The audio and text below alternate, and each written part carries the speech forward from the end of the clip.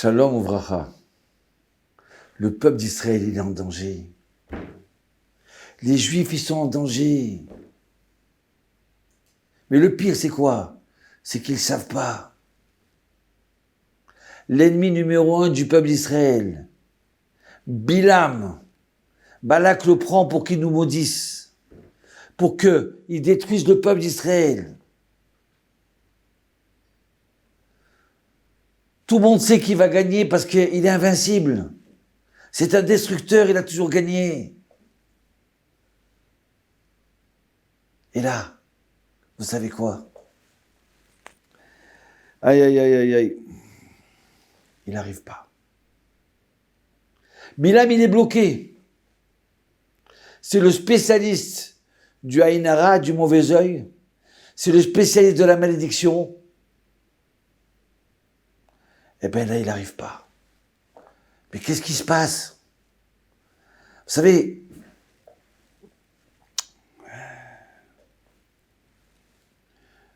très souvent, on ne s'aperçoit pas. Mais si on savait combien de dangers qu'il y a autour de nous, d'accidents de voiture, de virus, de microbes, de voyous, des bandits, à côté de nous, ils passent à droite, à gauche. Et grâce à Dieu, on arrive à s'en sortir. Même à l'hôpital, c'est souvent dangereux de vivre à l'hôpital. Alors qu'il y a les médecins, des appareils à tout. Eh bien non. Nos sages, ils disent que les bénis Israël, c'est une brebis parmi 70 loups. Un être humain, si c'est tous les dangers qu'il y a autour de lui qui passent, il est passé à côté d'un virus, il est passé à côté de microbes, il sourit comme ça tranquillement.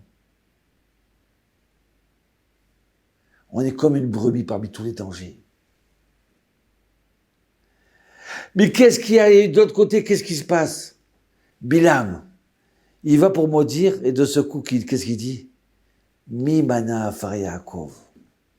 Qui c'est qui a compté la poussière de Yaakov? De ce coup, il est doué, il peut pas maudire, il peut que bénir. Ouais. Combien d'attentats on a été sauvés? Voilà, à Gaza, ils ont dit, ça y est, on va déchirer le sud. Ashkelon, Sderot, on va leur envoyer des milliers de bombes. Ils envoient des milliers et ça n'arrive pas.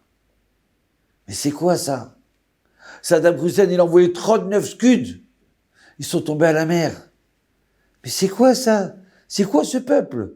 C'est quoi ce parapluie anti-bombe?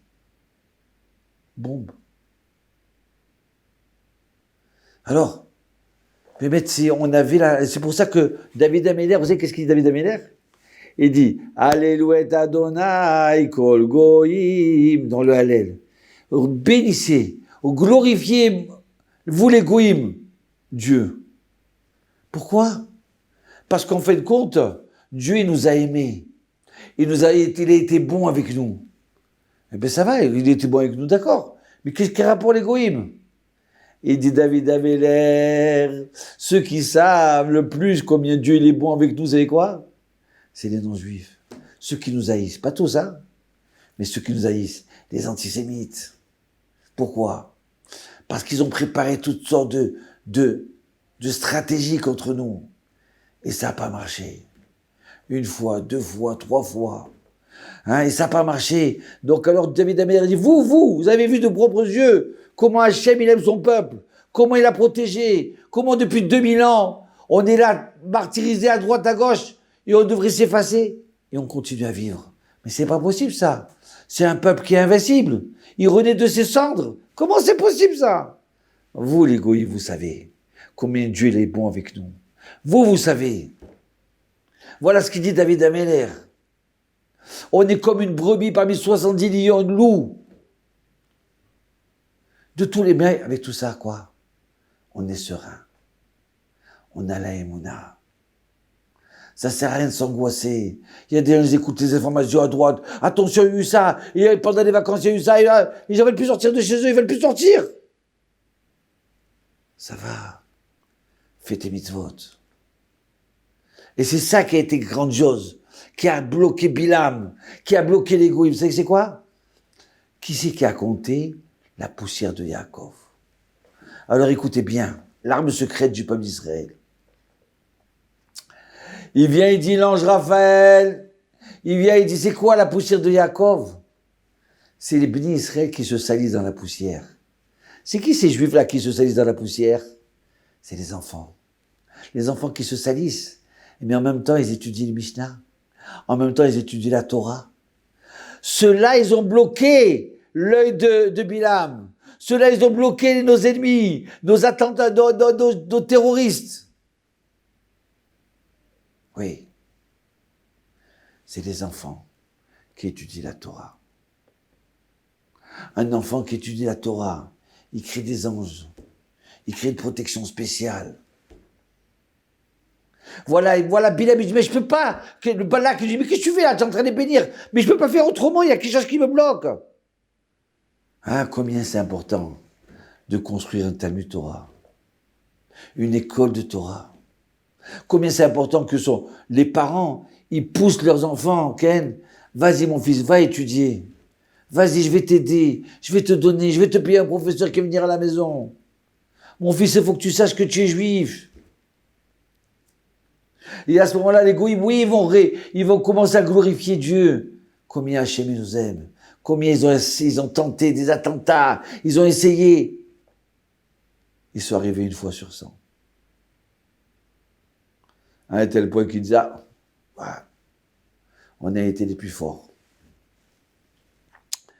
Aïe, aïe, aïe, aïe, aïe. Vous savez quoi? Si on savait combien Hachem nous a sauvés. Un jour, j'étais chez moi à la maison. Puis je devais sortir à 3 heures. Et puis je me lève, et puis je dis, attends, j'ai pas étudié encore une Mishnah. Il me reste une Mishnah à étudier. Alors j'étudie ma Mishnah, et puis je sors. J'arrive à la voiture, je dis, mais j'ai oublié ma clé. Allez, vas-y, redescends, va chercher la clé. Donc comme ça, 10 minutes, va chercher la clé, je trouve la clé, et je roule. Et puis d'un seul coup, je vois 10 minutes. Je vois, sur la route que je devais prendre, un accident. Une voiture contre une autre, une deuxième, une troisième, une quatrième, une cinquième. Je dis, ouais, Ribono Shalom. Je devais passer par là. Il y a quelques minutes, c'était moi qui devais être là-bas. J'ai été sauvé.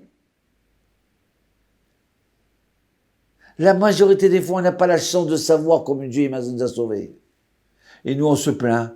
Ah, tu sais, j'ai pas de chance. Ah, je suis fatigué. Ah, j'ai ça. Mais tu sais de quoi tu as été sauvé? Alors oui, l'étude de la Torah avec les enfants, ça passe même avant de construire une synagogue. Parce que c'est l'avenir, c'est le flambeau du peuple d'Israël. Qui c'est qui va venir après nous? Qui c'est qui va être notre prochain rabbin? Nos prochains rabbins. Qui c'est qui vont être nos donateurs qui vont vouloir donner pour la Torah? Pour que cette flamme, elle s'éteint à jamais. Alors oui, c'est vrai qu'il y a d'autres maisons qui sont importantes, d'autres maisons, oui. Mais la plus importante, c'est les enfants. L'éducation des enfants. Voilà ce qu'il dit Bilam. Il dit une deuxième chose encore, Bilam. Matovu olecha Yaakov mishkenotecha Israël. Quelles sont bêtes tes tentes, Yaakov. C'est quoi ces tentes, Yaakov, Ken? Et les demeures? Nos sages ils disent, il a vu Bilam, les synagogues et les lieux d'études. Il a vu les tentes des familles. Ah, c'est pas des villas. C'est pas des monuments. C'est pas des musées. Alors les autres peuples vont construire des châteaux, des musées, l'Arc de Triomphe.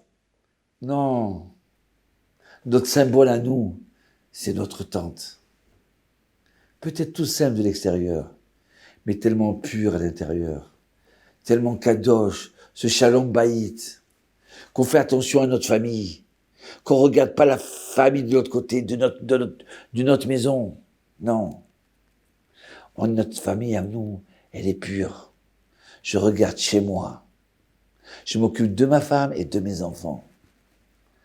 Et la Bilam me dit, mais moi je pensais que la vie c'était quoi? Faire la fête, la boum tous les jours à droite, avec telle femme, une autre femme. Et voilà, et c'est tout. Et qu'est-ce que je m'aperçois? Mais c'est eux qui sont dans le vrai. C'est cette famille juive qui est dans le vrai. Et voilà, moi je suis seul avec mon ânesse. Voilà, je suis tellement dépravé que je suis avec mon ânesse. Mais je vois la vérité. C'est la famille juive. Ouais.